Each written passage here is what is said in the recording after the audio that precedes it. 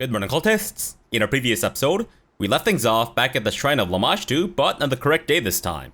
So we went ahead with the ambush and actually got rid of all the cultists, except for the one who ran away, so of course we have to go chase them down, I guess. Sure, why not? Let's go for it.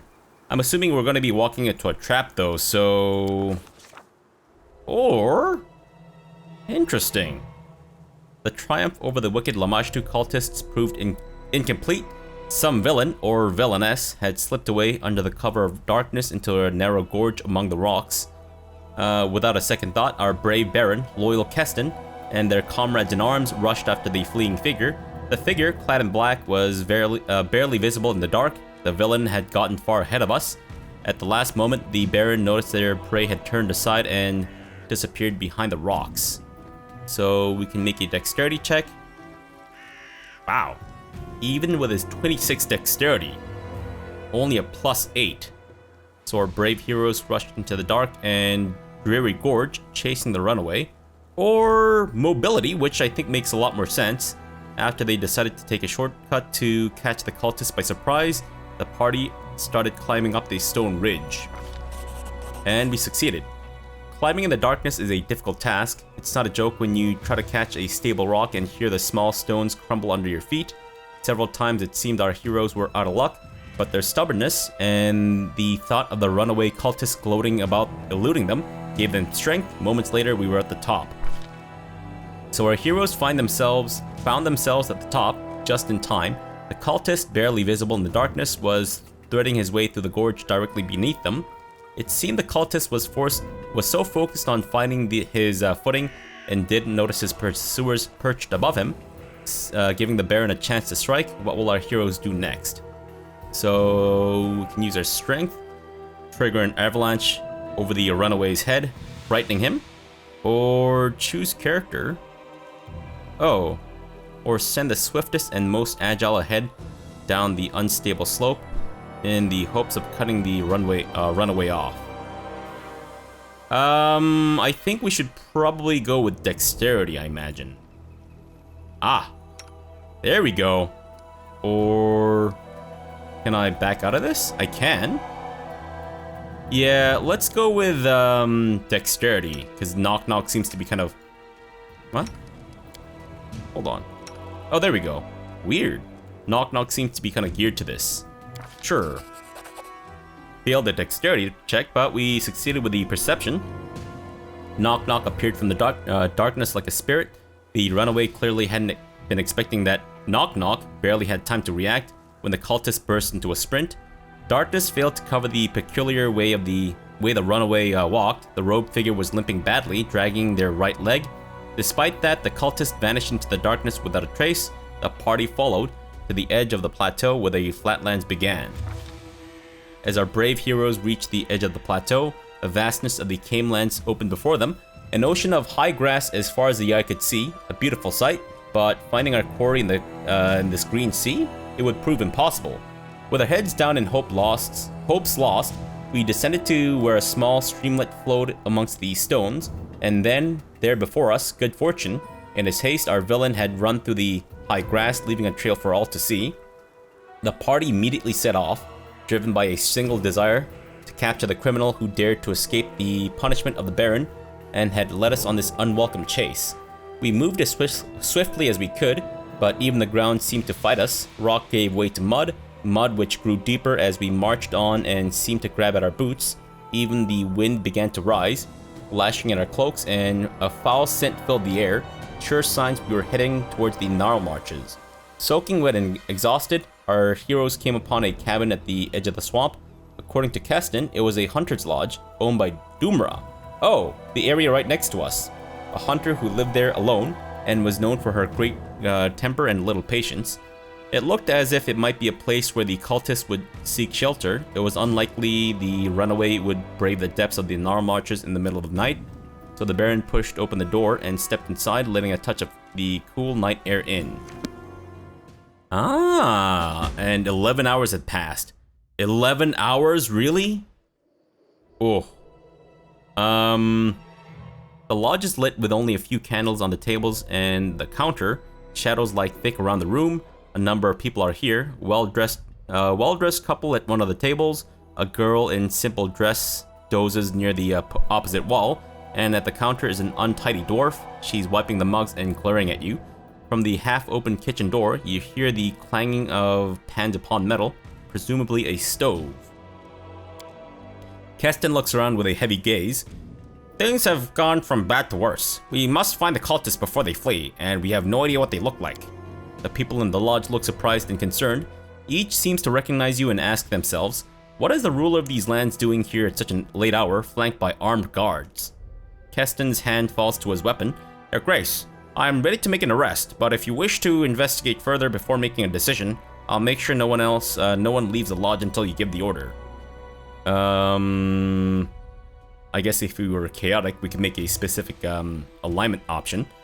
I'd like to take a look around and speak with these people. Maybe I'll find something. I trust your instincts, Keston. Choose the one you think is the most suspicious and begin with them. Absolutely not. No profiling here, please. Maybe I'll find something. As you command, Your Grace. No one will leave this house. I'll make sure of that. Keston looks around the hall once again. My advice, take their room keys. Their personal belongings speak their owner's intent, more often than their masters would like. Ooh. Is this like a murder mystery kind of thing, where we try to figure out who's the culprit? Oh man, I love those. I'm actually being serious, like genuine, I love those quests in video games and whatnot. Alright, so I'm assuming it's not Doomra, because I think the person that we were chasing was of not short stature, as far as I can tell. So, Doomra, I'm looking for someone. Can you help me? And how many people are there in this lodge now, except for you? Watch yourself. There are 3 of them, all sitting over there. Doomra nods towards her guests. That one in the kitchen. Guessing she's the servant to these 2 noble folk. They look to be carrying all the coin. I'm looking for someone. Can you help me? Doomra gives you a sullen glance. It seems he's not too happy to talk to you, but she doesn't dare refuse it openly. Do you know who your guests are? Why should I? Doomra tilts her head, her eyes appraising you. I'm not their ward. They come, they pay for a bed, they keep quiet. Why would I care who they are? A crime has happened, Doomra. I need your help to find the culprit. So, what did this culprit do wrong? Doomra's voice becomes thick, corners of her mouth curve down. Shot a deer in someone's lands, and now the criminal has to run away as if she was an animal herself? Whatever it is, leave me out of it. A cultist of Lamashtu is hiding in your lodge. I had to find them. Doomra stares at you for a moment, then utters a hoarse chuckle. One of Lamashtu's own? That's quite a story you've spun, Your Grace. Next time you'll tell me I'll, holding Rovagog down in the cellar? And what's your proof that I hide cultists? There are footprints leading to your lodge? So what? Folk come to this lodge every day, both from the flatlands and the swamps. Your lodge is the only house in the neighborhood. And? She lifts her chin. Is it a bad thing to provide shelter for those who's lost? Several hours' walk from your lodge is the shrine of Lamashtu. Baron, enough. The dwarf clasps her hands. Here in the stolen lands, you can't swing a dead cat without hitting some goblin's nest or cursed ruins or a shrine or something foul. Or a shrine of something foul. I don't like your tone, Doomra. Really? The dwarf frowns, her eyes narrowing. And how would you react if a mob barged into your home and started troubling you and your guests? If you're expecting me to bow down and scrape before you, then you're mistaken. Well, I'm not gonna argue with you. I didn't realize that you were so fucking curmudgeonly, but thanks. Do you let everyone into your house? Doomra's face turns red. What are you hinting at, huh? Your guests, Doomra. Do you allow anyone who asks to spend a night here? Doomra blinks several times, pondering your words. Of course, everyone. What else am I expected to do? I do. Pick who gets a warm spot near the fireplace and who gets left out in the rain. I've let you in and your thugs, though you've put a terror in my other guests. Is she upset because I refused to pay for her lodgings? Do you remember when they came to your lodge at least? Doomra closes her eyes, trying to recall. I went to check on my traps. Some people arrived when I was away, so I can't tell you for sure, Your Grace. Alright, that's the only sincere answer we've gotten so far. Alright, so let's get back to my other questions. I'd like to examine your room, Doomra. Doomra's hands tighten to fists, but she keeps them on her hips. She says nothing, merely stares at you defiantly. So we could use our diplomacy, or we could intimidate. Is there an option, or is that like a difference? I'm assuming she's not going to be happy if I intimidate her. Listen, the sooner I cross you out of the suspect list, the sooner I'll leave you alone. Do me a favor and give me your room key, and all this will be over before you know it. Yeah. Doomra is silent for a moment, then nods and pulls an old, age-darkened key from her belt. Your way then. Her eyes narrow, but have a care. No digging through my undergarments, or I'll have your hands on hooks, you hear? Alright, so I'll definitely go through your underwear. I won't be sniffing it, though. I mean, maybe? Maybe for research purposes. No, that's creepy. Don't do that, folks. Alright, so we have Cabron Tedrim, Una Tedrim, and Olika, and the holy symbol of Aristil. And you said there's someone in the kitchen or something, I think? Some banging of pots and pans. And we have Sana.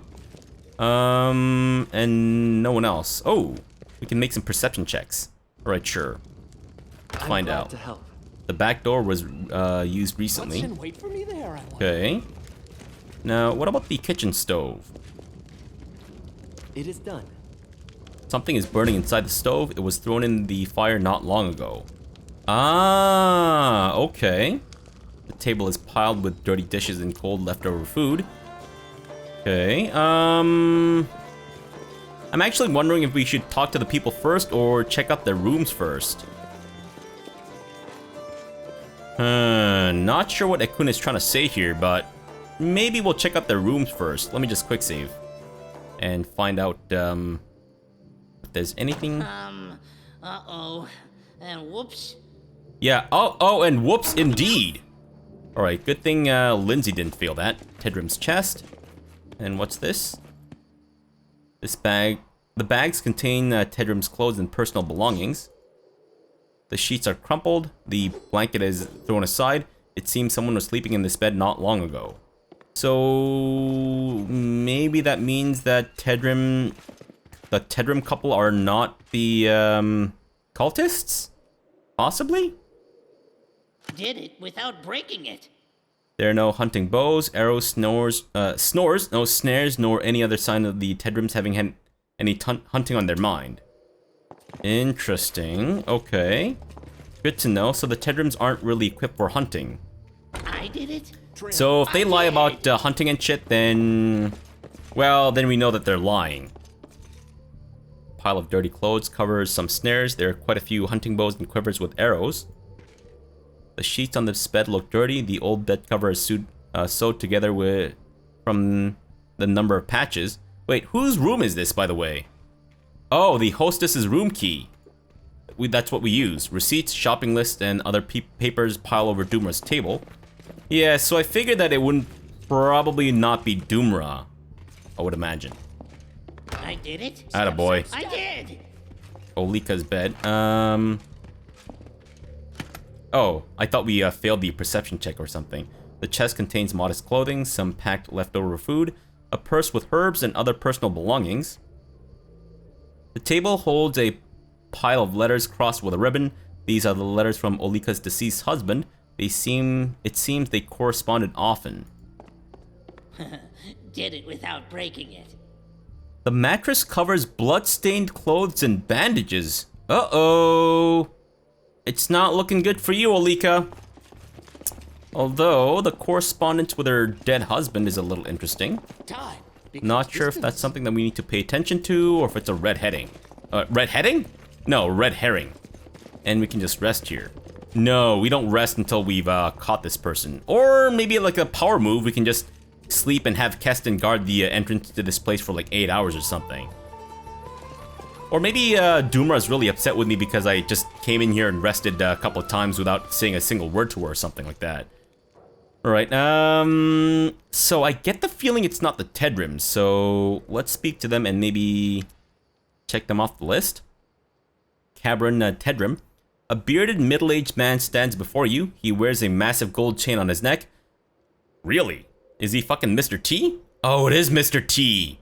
The woman beside him gives a polite smile and a nod as you approach. Let's see. Greetings, Baron! The man's voice is so low as to rumble. Oh, sorry. Let me introduce myself, Cabron Tedrum from Rostov. He nods to the woman beside him. And this is my wife, Una Tedrum. We've come to your lands to hunt, yet I admit we did not expect to meet you in person. To what do we owe this honor? To hunt, you say? You have no fucking hunting equipment. Let's not say that just yet. Tell me about yourself, please. I'm a legalist, Baron. Cabron hooks his thumbs into his embroidered belt. My job is to ensure Rostov's laws are upheld. My wife is a keeper of the hearth and my loyal companion in prolonged journeys. Una nods without a word, her gaze fixed upon you. A legalist? So you're a judge?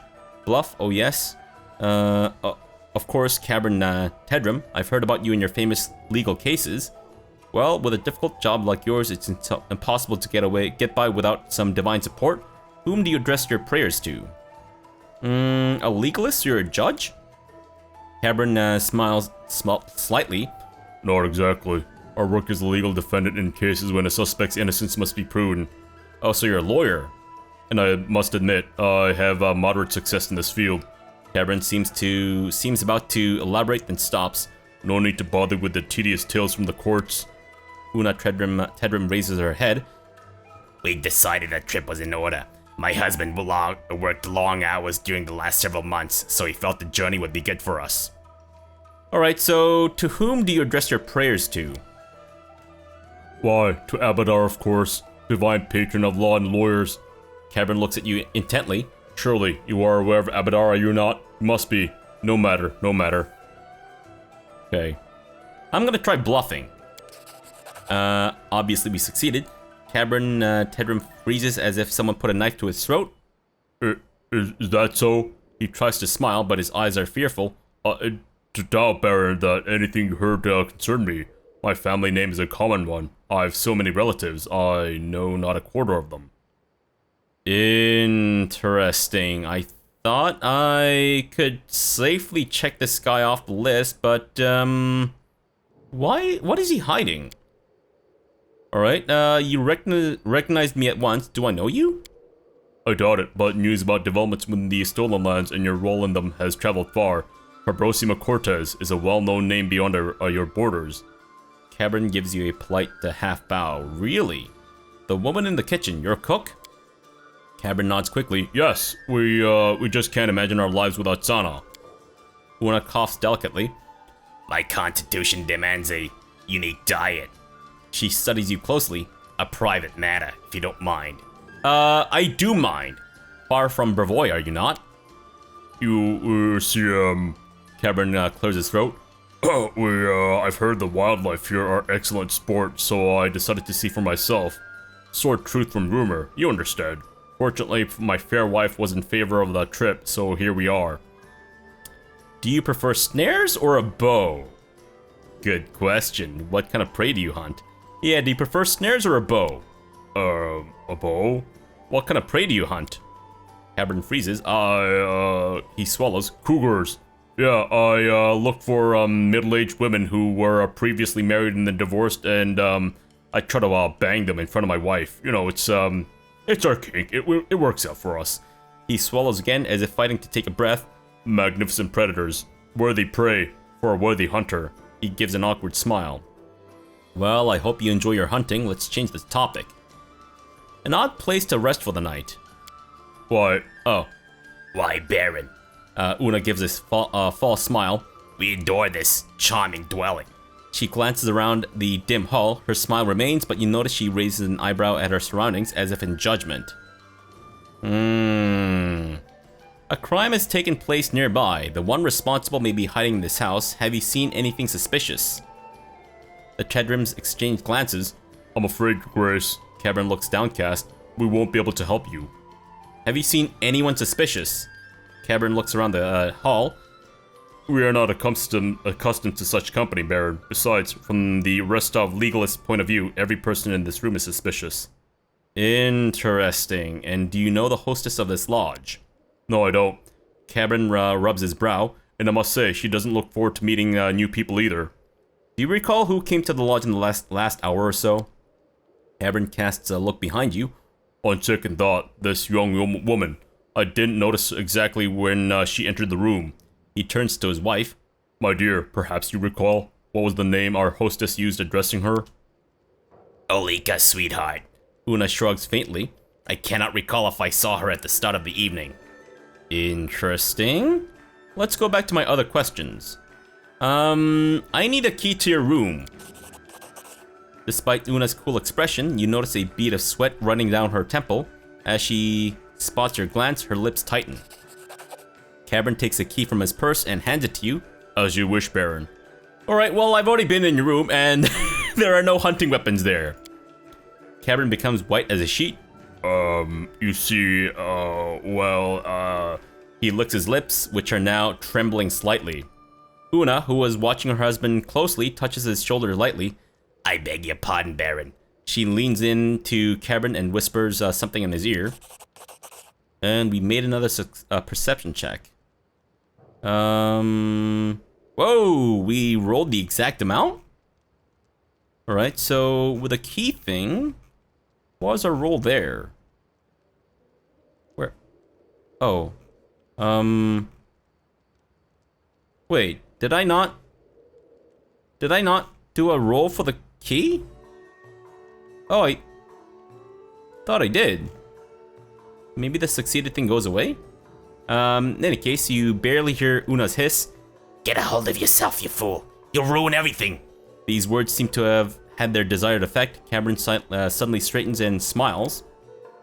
Truth be told, it's a rather embarrassing matter. Cameron gives a hollow chuckle.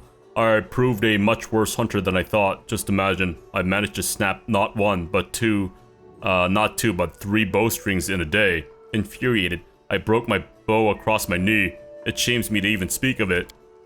Una smiles gently and looks aside. That's a fucking lie. Alright, maybe we can talk to Una. Or Una, rather. Alright, so we know that Cameron is lying for sure. And we can't talk to Una separately. Alright, Olika, you're also on the list. What is your deal, miss? A young woman stands before you, wearing a plain dress and a hooded cloak. Her belly is swollen, she's pregnant, and her time is near. The woman manages a bow. I've heard other people calling you Baron. Your Grace, it's an honor to be in your presence. I'm Olika. What are you doing here? I'm taking what rest I can after a long day on the road. Your Grace, I'm a widow. Olika stops short. I've barely had 2 seasons to mourn my husband, and he left me with child, and in difficult times like these. I've got a sister in, Gralton. God's bless her, she's agreed to give me shelter in her house, so I went there, and there was nowhere else to go. Where are you from? From Galt, Your Grace. I'm from a tiny village near the tract. Guess no one here ever heard about this place. Wow, we are just making these checks left, right, and center. Fantastic. You recall the location of Galton? Oh, sorry, that's not her talking. That's my inner voice, apparently. It's got the same voice as Olika here. You recall the location of Galton Gralton. As far as you know, stolen lands lay aside from the places Olika had named. Lay aside, so they're right next to them. Gotcha. So, are you planning on staying in Gralton? Olika hesitates. I don't know yet, she answers, but if things turn out well, why not? It was a long journey for you. I've little coin, Your Grace, so I have had to beg traders on the road to ride in their carts. I spent nights anywhere I have to. This place is at least warm and dry. Alright, well, let's talk about something else. I'm looking for a cultist of a dark goddess. Can you help me? Cultists? That's horrible, but how can I help you? Have you seen anything suspicious tonight? Olika shakes her head slowly. No, I don't think so. Do you know anyone in this hall? First time I've seen these people was when I stepped over the threshold of this lodge. Do you know who came to this lodge last? Olika frowns. I heard a noise from the kitchen. It's like something fell on the floor, and then this grumpy old lady, Doomra, came out. I'm pretty sure it's not Doomra, but let's talk about something else. Olika gives you several hasty nods. It seems the talk of cultists has frightened her.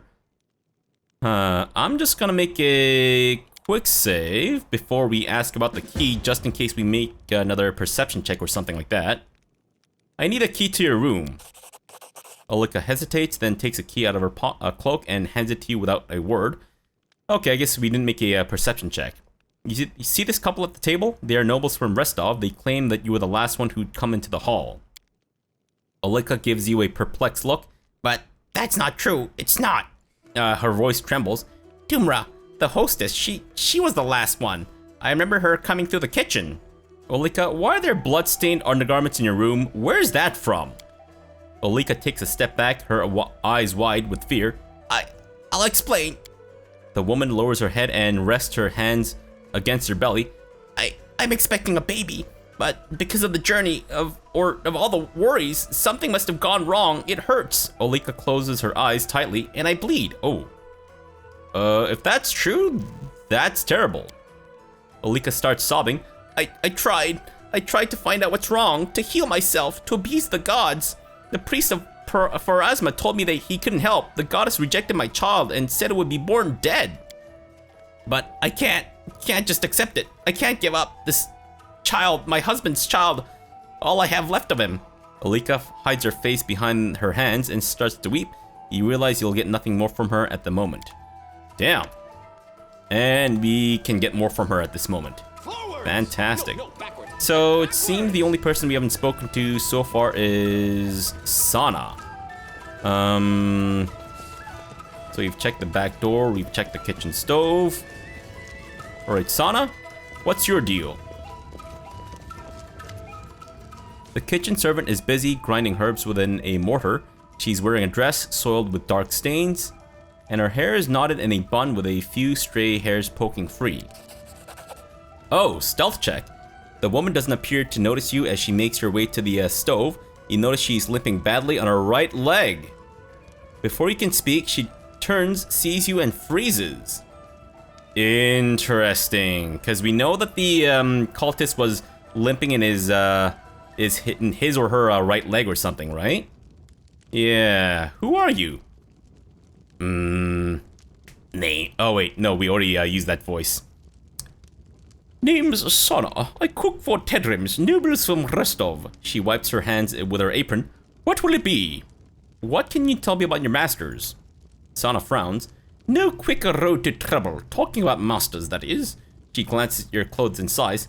How would you like it if your servants were all a gossip about you? They are. They pay regular, not stingy with their coin. They don't yell much. So I count myself fortunate, I do. Why are you here? Or why are they here, you think? None of my business. Might be that they have things to do, but I wouldn't know it. I mend, I cook, and I serve where needed.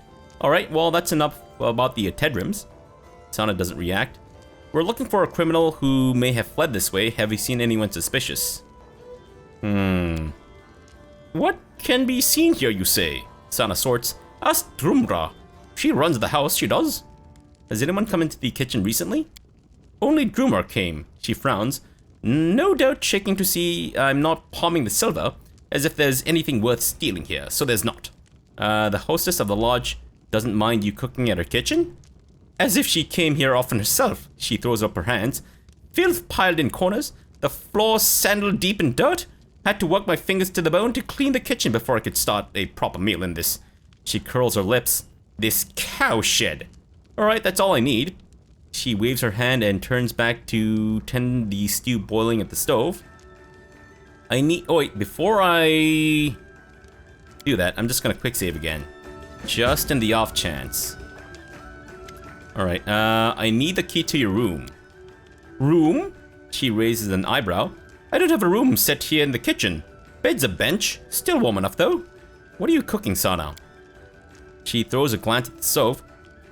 There's for tomorrow. She hesitates. Tomorrow's midday meal, it is. Peek into the stew pot. It must be difficult to please nobles like the Tedrims. I imagine they ask for something new for each day's meal, right? Or, oh, alright, no, I won't trouble you any longer. Or no, peek into the stew pot. You take the lid off the pan, some brew boils inside. It looks strange and smells odd. You lean over, smell the stew. and immediately flinch. The acrid stink of vinegar feels like a punch in the face. Besides, you can smell some strange spice, which would be appropriate in a dessert, but not in a first course for dinner. Interesting. So either the Tedrims eat some really weird fucking shit, or maybe Sana doesn't know how to cook. It must be difficult to please the nobles like the Tedrims. I imagine they ask for something new for each day's meal? Sana thinks about it. Yes. She hesitates, then nods. That's it, I suppose. Alright, well, I won't trouble you any longer. You have my thanks. Interesting. So what is my log saying here? Unless this Sana is intentionally trying to poison her masters, her cooking skills are way below average, and she limps. So Lika is traveling from Galt to Grathan. How did she end up in these stolen lands? They're in complete opposite direction. So it seems like any good murder mystery type thing, they're all hiding something. My guess is that the Tedrims are actually, maybe they're bandits? Maybe not bandits so much, but perhaps thieves? Perhaps they've, come to steal stuff from people? Yeah. Olika, I don't think she's faking her pregnancy.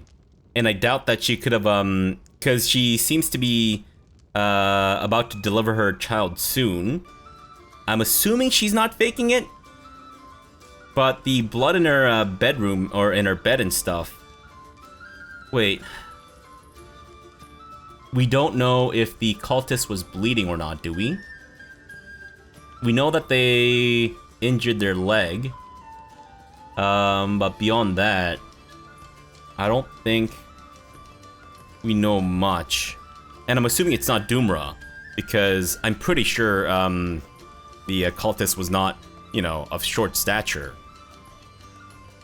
My money is on Sana. She's limping and she apparently doesn't know how to cook, which is really weird for a servant, assuming that she's been cooking the food for the Tedrims for quite some time. Or the Tedrims? No, Tedrims. And also, oh, what? Wait, are the names all spelled differently? Maybe it's Lindsay's misspelling? So it's Tedrim. Right. Okay, so it says Tedrim. It just spelled their the K as a C instead. I see. Alright, well, I think we'll actually end the episode off here for now, but my money is that it's Sana. Yeah, I guess we'll find out in our next episode if I'm right or wrong, assuming that it actually tells me. Or it's not one of those games where it doesn't actually reveal the answer until maybe the end of the game or something like that, which would be terrible. But I think I've already explored the upper part.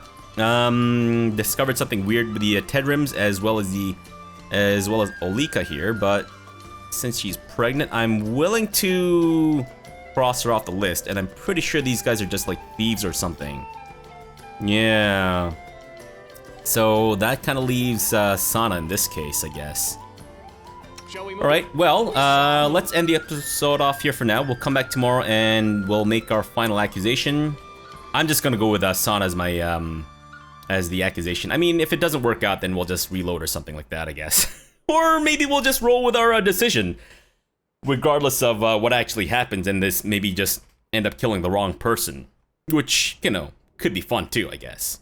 Maybe not so much for the victim, but fun for me at least. Alright, so for now, thanks for watching and have a good breakfast.